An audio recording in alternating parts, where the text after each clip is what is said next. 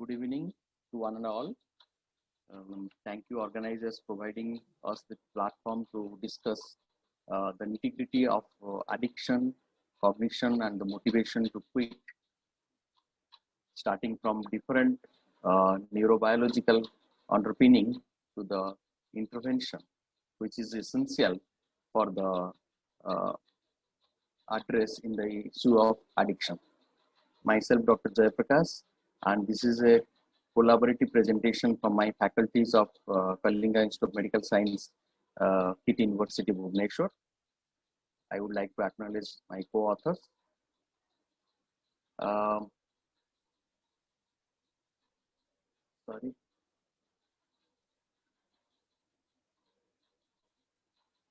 Just a minute. Yeah, you can take your time. Just because I want to remove my slides are half visible. And we can see clearly. Yeah. Now it is. For me also it is okay. Yes. So at the outset, I would like to say that any substance addiction is an addiction which affects the consciousness of the person. In any individual, it starts with the affective component. In certain mood state, people they used to take substances, and it affects the cognition, and that leads to a permanent or a temporary behavioral pattern. So there will be affect which leads to cognitive problem and cognitive dulling, and because of the substance, that continues a substance taking behavior, and then the cycle continues. Few lines about the world burden of substance abuse. As per the Atlas of Substance Abuse published by WHO, the majority of WHO region except America, alcohol is the cause of highest use of leading to substance abuse disorder. And in alcohol, the 35 people they lose their life, valuable life, out of 1 lakh person, and 4 people they lose their life out of 1 lakh person because of other illicit drugs. But it is a very small number when you look at 4 for 1 lakh or 35 for 1 lakh. But in a world of 7 to 8 billion people, then it is a huge number, and that amount of death happens because of the substance abuse directly and indirectly. 16% of the population suffer from alcohol use disorder in few Eastern and Central European countries, and 10% across some countries in America and Southeast Asia, 13% in some Western Pacific region. What does it mean? That means out of 100% we know, or in the community, 10 to 20 people are affected by substance use disorder and substance related behavioral and psychological problems. So which is really huge. As far as the data of United Nations Office on Drug and Crime, UNODC 2016, estimated number of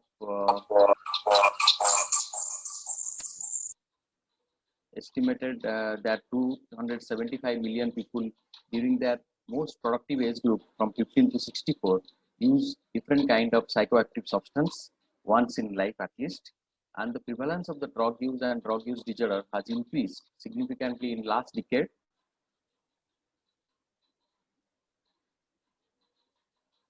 And they have mentioned that approximately 20 million disability adjusted life years has been this is years of disability or years of productive functioning is lost because of the substance abuse, and 8.6 million people have lost their life across the globe because of the substance abuse. Coming to the Indian scenario, just 1 or 2 slides on that.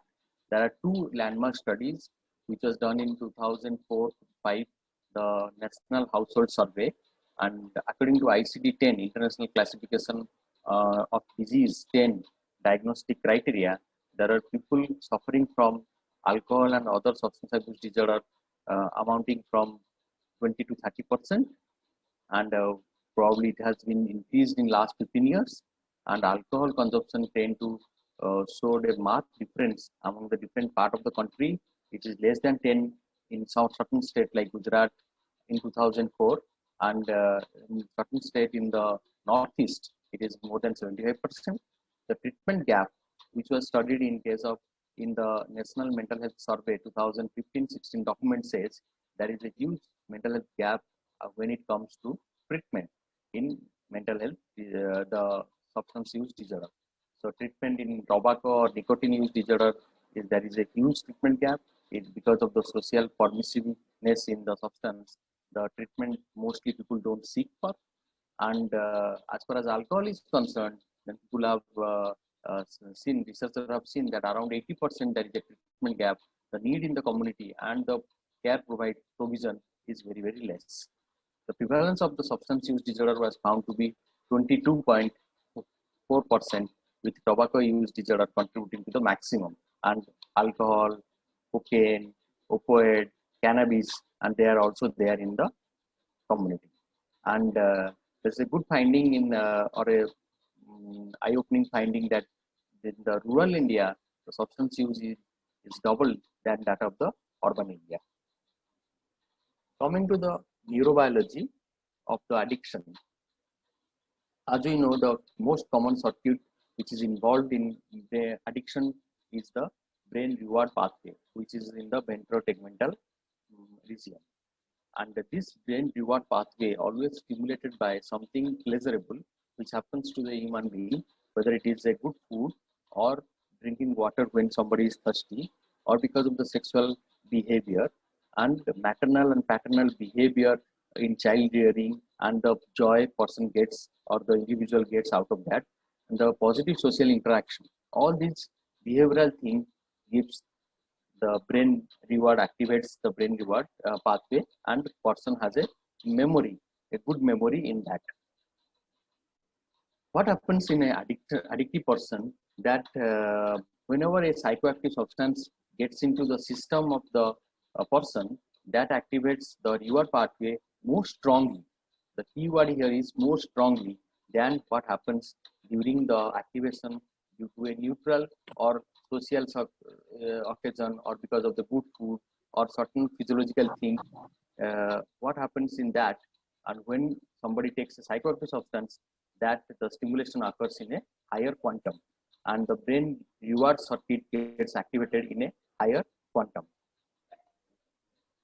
And after the brain reward center gets activated, it sends information to the mesolimbic pathway originating in the ventral tegmental area of the brain, and which is the important component in the reward pathway. So when it goes to the mesolimbic, which is one of the emotional center of the brain, then lot of emotional changes occurs.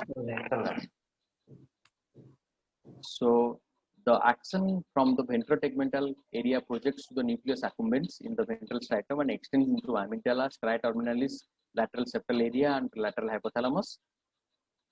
The natural reward for physiological need of food and sex, and substance abuse like alcohol, amphetamine, caffeine, cocaine, and cannabis and opiates increase the concentration of the mesolimbic dopamine, and addictive behavior are considered to be consequence to the continued need to have a high dopamine. So I'd like to clarify, those people who are prone genetically for substance addiction, their brain neurotransmitter level or utility of dopamine is less.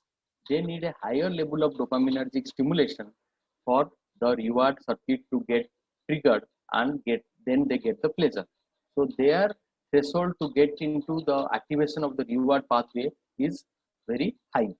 So that high threshold makes them to seek for pleasure out of the normal human being pleasure. So normal person gets pleasure with food or sexual activity with a partner, or by doing social interaction positively. But the person who is prone to become addict, or adolescent or adult who is more prone to become addict, they have a lesser dopaminergic reserve, or they need a higher dopaminergic stimulation to get their reward circuit to trigger, right? And once the reward circuit is triggered, the nucleus accumbens will be stimulated. And nucleus accumbens in turn stimulates three areas. One is amygdala, one is some part of the basal ganglion near subcortical area, and one is cortical area. So what the meaning of that? When we see this one, this nucleus accumbens is being apparent from the ventrotegmental area or the reward circuit. So that is the either from the brainstem or the ventrotegmental area that the stimulation happens. From nucleus accumbens, what happens is it sends information, it sends efferent to three places. One is in the cortex, that executive functioning gets affected because of the addiction, as you know, and the ventral subiculum, the visuospatial memory, visuospatial intelligence gets affected by the psychoactive substance. And one is in the amygdala that creates a lot of emotional changes and behavioral changes, and that leads to future addiction. So from nucleus accumbens, we need to remember there are it goes to information goes to cortex, which mostly in the prefrontal cortex, including dorsolateral prefrontal cortex and also medial prefrontal cortex. And these two areas involves in executive functioning and also goal-directed behavior, respectively. And the ventral subiculum, which in turn affect the visuospatial intelligence of the person and contextual information processing of the person. And because the amygdala is involved, the information about the condition response and the affect thereby getting affected is also involved. So there are three things. Coming to this is dopaminergic pathway, ventrotegmental pathway, and the nucleus accumbens. Coming to the glutamatergic projection to the nucleus accumbens, with repeated drug administration, the person who is getting dopamine less, and you take a drug or that person takes the drug, there will be activations of the dopaminergic level, and then the trigger happens in the reward pathway, reward circuit activates, and after that, if it happens repeatedly, then the alteration of the G protein signaling in the prefrontal cortex leads to increased excitability of the neurons. So whenever there is G protein signaling gets affected in the prefrontal cortex, there will be more accumulation of the neurotoxic glutamate in the presynaptic area, and that leads to postsynaptic changes and produces some of the protein, and that leads to rigid behavior. Rigid signaling leads to rigid behavior, and that becomes a maladaptive pattern. So that is one. Then prefrontal regulation is reduced, leading to the decreased importance of the non-drug stimuli and reduced decision making. So one person who is repeatedly to substance addiction, their decision making ability becomes low, and they are more prone for non-drug stimuli in any kind of stimulus or in kind of trigger. They are more prone to go into the drug abuse pattern. And along with the chronic neuroadaptation in the nucleus accumbens and increased prefrontal activity to the drug and drug use, which leads to the craving and drug seeking behavior. So what is the relapse model in substance abuse? So we have till now completed the activation of the dopaminergic pathway in the ventrotegmental pathway, and that in how it affects the nucleus accumbens, and in turn it affects different part of the brain from prefrontal cortex to the and the amygdala, and bringing out different variety of changes in form of compromise of the cognition, executive functioning, increasing the motor behavior or repeated behavior of drug seeking behavior, having emotional memory stored in the amygdala, and that creates condition reflex thing in the amygdala, and certain visuospatial and other creativity and other things also gets affected and altered due to the repeated substance use. By altering dopamine, altering the glutamate. So what happens to cognition and neurotransmission and other electrical transmission inside the brain as far as relapse is concerned in the substance abuse? There are four main inducer of relapse. One is the priming, the single drink which can precipitate a binge or drug use or craving and stress. So a single drink can precipitate a binge drinking. So why it happens? mostly is related to the amygdala, where there are certain cells which are being in connection with the prefrontal cortex. They are called neuronal ghost, and they get activated, and that causes a substantial relapse. On stimulation of the amygdala by priming or drug fuse, which could be the place, which could be the setting or a smell or the site of the drug, leads to the activation of the circuit, leading to the severe craving and making the individual to relapse. That is one. Second is there is an association model. There is a learned association model. A kind of drug or specific environment get coupled, and that association is gives stimulates the reward pathway of the person. So repeated drug use and in the particular environment, suppose somebody goes in a highway and that highway is the stimulus and then gets the drink and get the high, and that initially that highway is associated with the uh, uh, drinking habit. Otherwise, neutral stimulus, highway is a neutral stimulus for many people. For the person who is having genetic vulnerability and having stress or having other neurotransmitter background, for him or her, it can be a trigger, and that gets associated with each other, coupled with each other, and make the person prone for addiction. Another model is very popular, Marquardt model of cognitive behavioral relapse, because here there are two phase factor. One is tonic factors, another is phagic factors. The tonic factors are very intrinsic to the individual. That is the personality of the person and the how the drug acts or behaves in that person or the internal system of that person. So these are the intrapsychic person or internal chemical, biological, and psychological milieu of that person, which decides who are the people in the community are vulnerable for relapse. As well as another factor is the phagic response factor. These are actually the factors which are related to the individual reacting to the environment. How the individual responds or reacts to the environment, how through its mood, skills, and other things will decide about when the person is going to relapse. So I repeat that tonic phase determines who is vulnerable to relapse, and phagic process determines when somebody is going to relapse. Keeping these processes in mind, it was hypothesized that relapse happens from endogenous factors like internal craving and their interaction with the environment, both tonic characteristics and phagic characteristics. Relapse was triggered by craving, which was classically conditioned with a stimulus like emotional state, negative emotional state, interpersonal anxiety, internal cues, decreased cognitive vigilance, increased rationalization, and that causes to relapse. So cognition and addiction, which is the crux of the presentation, is what happens in the brain. There are in the prefrontal cortex, there are two areas. Um, one is the ventromedial prefrontal cortex, and one is the dorsolateral prefrontal cortex. So suppose uh, this is the diagram of the brain, and this is the temporal lobe,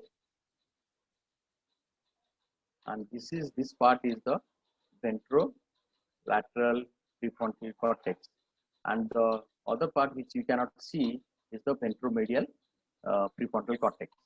So these two areas we need to understand. What happens in these areas? In the ventromedial prefrontal cortex is the area for motivation. It is more close to orbitofrontal cortex, the personality of the person, and it is more close to the emotional center of the person, emotional center in the brain, which is the ventromedial region. And whenever there is um, uh, a more closer study on the ventromedial region of the prefrontal cortex, they have found there are interconnections from the sensory cortex and the limbic structure, and making the ventromedial prefrontal cortex is the also the site for reward conditioning and pleasure and happiness. So basically, the ventromedial prefrontal cortex is the site for the reward conditioning, the pleasure, the motivation, the emotional regulation. Okay. Now coming to the ventrolateral prefrontal cortex. Ventrolateral prefrontal cortex is nothing but that part is responsible for the working memory, the cognitive flexibility, attention and concentration, abstract reasoning, problem solving ability, and the attention concentration, executive functioning. Not solely it is the executive functioning. So what happens in persons who are more prone for addiction and more prone for relapse, there will be abnormal dopamine release in the prefrontal cortex with subsequent effects on the glutamate and the interaction with the projection to the dorsal striatum. So because of the decreased availability of the dopamine in these patients, there will be unopposed increase in the dopamine 1 receptor. And because the dopamine 1 receptor is increased in the brain, that leads to the hypothesis of the cognitive manifestation of the addiction. So basically, in this model, the dopamine 2 receptors are being decreased, and because of the dopaminergic receptor 2 activity is less, there is unopposed increase in the dopamine 1 activity, and dopamine 1 activity leads to the motor behavior, the psychomotor behavior of increased drug seeking behavior, as well as cognitive behavior, which also leads to addiction. So cognitive dysfunction caused due to drug can be divided into 3 stages. One is the formation of preference. These individuals have a problem in having processing the information and evaluating the reward and risk. So sometimes because of the problem in the formation of preference, they would accept risk as one of the risk-taking behavior, as one of the rewarding behavior, and they find themselves in trouble. And choice of implementation, even if there are cafeteria choice, different choices are there, they become more motivated to try out the addictive substances, and their inhibition is less, self-regulation is less, and motivation is altered, and then the mind and the behavior more get tuned to the risk-taking behavior and the substance-seeking behavior. Third thing is the feedback processing, the introspection, the motivational balance assessment, and the recency, the consistency. These are all affected because of the faulty feedback processing they have. So these are the cognitive style because of which the drug seeking behavior become more, because they are finding difficult to distinguish between the risk and the reward, and their motivation will be that low or altered, and the inhibition and self-regulation, self-regulation will be altered, inhibition will be suppressed, so they become more disinhibited and risk-taking behavior. So changes in the behavioral occurs, and these people, they perceive for them more to change the behavior from addiction to sobriety. The addict has to recognize the implication of harmful behavior by perceiving the effect of the drug on his body, family, work, and community. He has to understand and weigh the pros and cons by the past experiences, craving emotions, and abstinent experiences. He also has to identify new options and choose adaptive behavior and learn how to control drug-related craving and other behavior. All these components requires complex cognitive skill to achieve optimal decision making. So coming to these are some of the excitatory part or the stimulatory part, starting from the ventromegmental area, the reward circuit, nucleus accumbens. They are mostly stimulatory parts, but inhibitory function. Coming to the inhibitory functions or inhibitory factors, the ability to voluntarily inhibit a domain or automatic or prepotent response is termed as response inhibition. So that these inhibitory functions is being studied by stop signal task or the go-no-go test. In part of the MOCA or Montreal Cognitive Assessment Test, we have certain go-no-go test, and whenever the given a command go, they will show a response, and whenever there is no go, there should not be any response. But in case of no go command, these people, they tend to show a go response. So that means the inhibitory circuitries are being less prominent.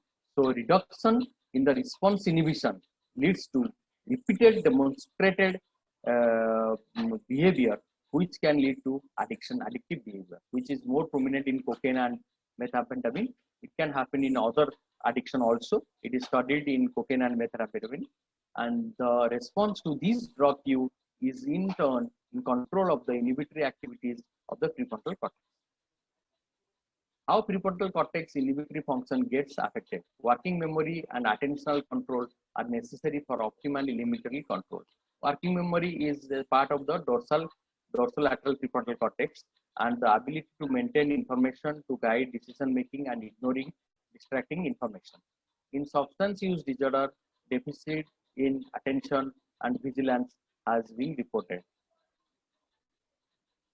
As such, improvement in working memory and attentional bias. So, if you are thinking of any therapy, so different therapy focus on improving the cognition, and one of the area where the focus should be the improving the working memory, and that increase in the working memory and attentional bias potentially increases or improves the executive functioning. By improving the executive functioning, working memory, attention and concentration, and vigilance, the person drug-seeking behavior can be altered, and person can identify the risk and reward, the difference between two, and can use the past experiences and the emotions related to sobriety and craving, and use all these emotional experiences to get out of the substance. Chronic consumption of substance could lead to structural changes in the brain, and when these structural changes happens after repeated use of substances, then the chance of change or chance of sobriety or rehabilitative intervention becoming effective is very, very less because of the cortical atrophy, hypometabolism in the ventrolateral and dorsolateral prefrontal cortex, increase in the blood flow and alter neurotransmitter activity. There will be long-term impact on the brain. So that leads to problem in the problem-solving ability, abstract reasoning, learning and recall for information, and deficits in the perceptual ability and abstract reasoning and memory also can occur as nucleus accumbens projection goes to the subiculum, and long-term outcomes are also influenced by the factors such as premorbid functioning, neuromedical complications, and psychiatric comorbidities. So let us see in the last part of the presentation, let us see some of the evidence where when these patients were being analyzed for their cognitive research and see how the motivation is related to that. A study conducted by Bruzen, CJWH et al. 2019 used the Montreal Cognitive Assessment Scale to assess the cognitive impairment in patients seeking treatment for substance use. And out of 656 patients were included in the study, and they have found that prevalence of cognitive impairment is almost 1/3. And patients using alcohol have a low level of memory resource as compared to those who are using cannabis. And in case of opioid, those who are using opioid, there is a deficit in the visuospatial ability as compared to other stimulants and cannabis. Younger patients score higher than the older patient as far as visuospatial abilities are concerned. So if they catch them young, intervene, improve their visuospatial ability, improve their memory resource, and chance of cognitive impairment will be less, and chance of remaining sobriety, improving the motivation to remain dry will be high. Another study, Sumhold et al. In 2019, a cohort of 142 patients were screened for cognitive function and psychological distress by using MoCA and SCL-10 respectively. They were looking at the people out of this 142 who are in long run getting dropout from the study, meaning they are the worst outcome. They are going into addiction again. So they are the kind of people who are drop out from the therapy or rehabilitative therapy, and their MoCA score. They found out those who are dropping out, they are having a low MoCA score. So those who are dropping out from the study and from the intervention, they are having low cognitive resource. Another study conducted by Fernandez 2020, data were from 33 community-based residential facility of Mexico. They found out 753 participants were included in the study. MOCA was conducted, and they found that people who are reporting in our day-to-day clinic, some people say that my memory is problematic, I am having forgetfulness, and these substance abuse patients, when they say they are having substance memory problem, and that is called subjective complaint of memory loss. And when these patients were really analyzed by Montreal Cognitive Assessment Scale, they found that there is a very weak correlation between the weak association between the patient subjective impairment of the memory and the objective memory deficit. What does it mean? Those who self-report about the cognitive deficit, they might not really have cognitive deficit, and those who don't say anything about their cognitive dulling or forgetfulness, they would have more cognitive problem by if you do a objective systematic assessment. So that sends a signal that hello. So variation were seen in the duration of the alcohol and inhalant and cocaine and marijuana. So, so this is another study showing the similar result, but here they have used the Addenbrock's cognitive experiment examination scale, and they have found out that there is a mild to moderate people are more 40% of people who are having cognitive deficits, and 10 to 12% of people are having moderate to severe cognitive deficits. So researchers focus that people attending inpatient care for drug addiction might have some form of cognitive impairment, and that may affect the ability to successfully participate in the de-addiction therapy. So what the study we conducted in our institute is the last segment of the presentation. We took 83 patients who are coming for de-addiction therapy to our center, and they are from different substance use. 67% were having the alcohol dependence, 24 were having opioid dependence, and 7 to 8% people are having cannabis dependence, and some people are having multiple or polysubstance dependence. And it was found that by using MOCA and Socrates, HAB, and LDQ, it was found that their frontal lobe assessment, there is a problem.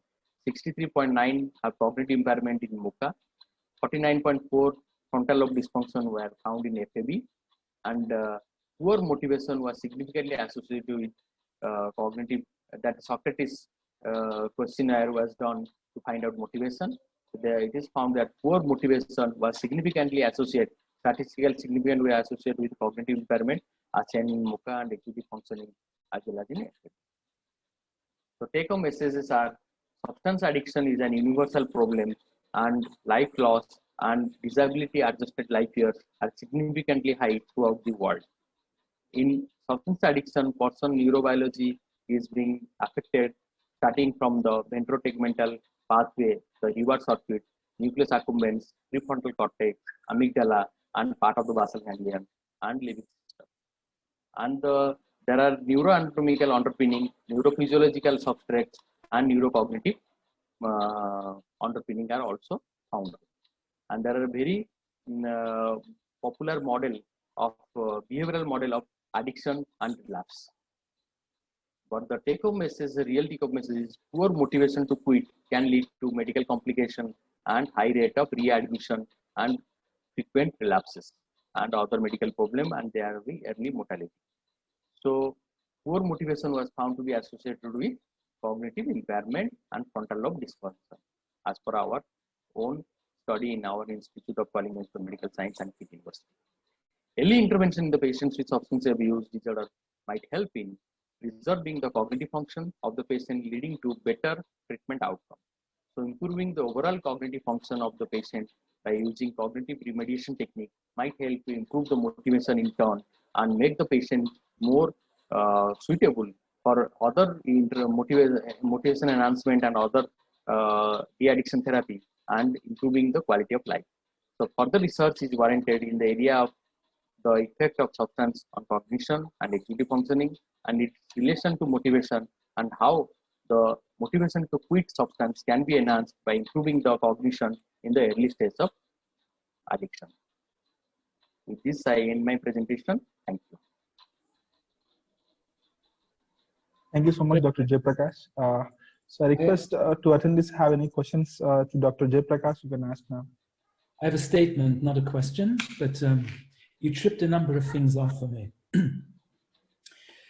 When we walk down a flight of stairs, we don't look at the staircase. If we looked at the staircase, we would probably fall. So what we do is look at the first step, then we judge the riser height, and then we anticipate the rest. So the expectancy model is significant in all of this. What you said tripped something off from years ago. A gentleman named Henri Begleiter, who was, he's now deceased, was at Downstate State University of New York Medical School. And he was working with addictive populations. And he was really looking for a marker, not necessarily a biological chemical marker, but a marker that ties members of a family together. And he found that one of the things that was missing in alcoholics was something called the P300 wave. Now, P300 is an expectancy wave that's associated with the ability to anticipate events, which is exactly what you're talking about.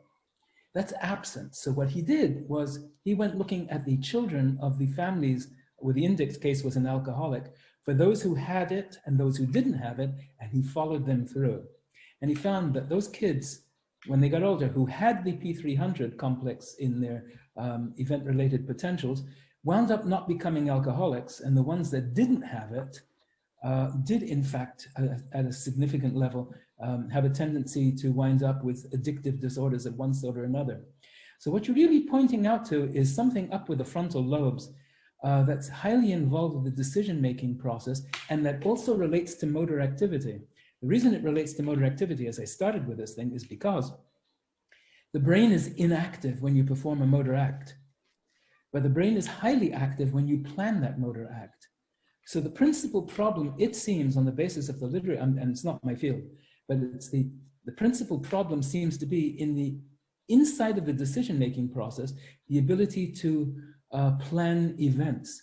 So the focus, I think, should be on the basis of this, if this actually holds up, the examination of the actual decision-making process, and it's so easy to do electrophysiologically. So I'm not asking a question, I'm just adding to what you said, and thank you for your presentation. Thank you. Thank you, sir. Thank you so much, Jerry. So any other questions to Dr. Jaiprakash?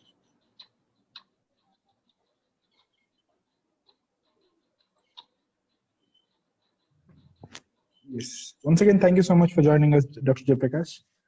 Yes, thank you for the opportunity. Yeah, you're welcome. Yeah.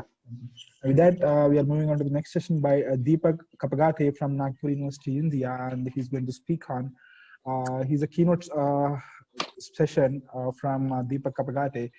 He's going to speak on hybrid EEG-based visual brain-computer interface system and its clinical applications. So I welcome Dr. Deepak Kapagate to deliver a keynote session. Yes. Hello. Yes. Hello. Yeah, I'm present here. Just sharing my slide. Am I audible? Yes, it's clear. So okay. Please do share your screen and start. Okay. Okay.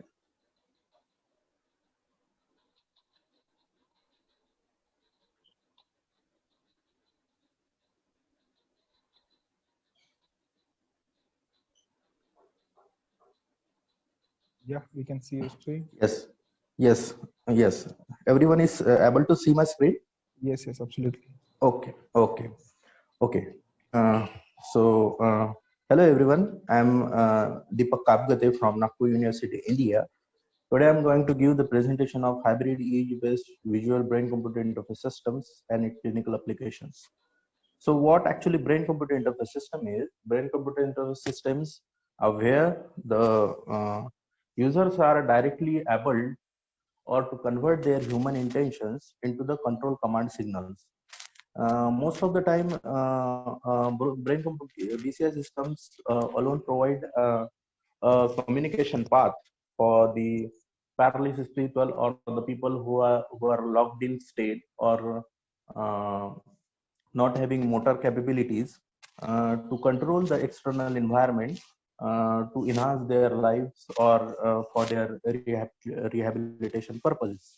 Out of all neuroimaging techniques, EEG is the most widely used due to its various advantages like low cost portability, high temperature resolutions, and lesser risks. Uh, um, Out of the BCI systems types, there is a BCI system called as visual BCI systems.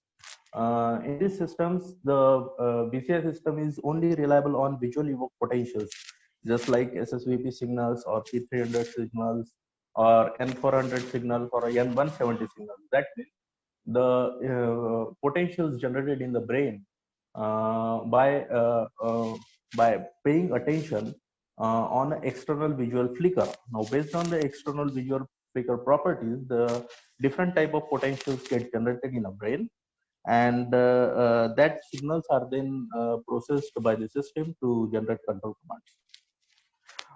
Here in this lecture, we are only focusing on non-invasive ease-based visual BCI systems. Other type of BCI systems are out of the scope of this lecture. There are like invasive things, the BCI systems which are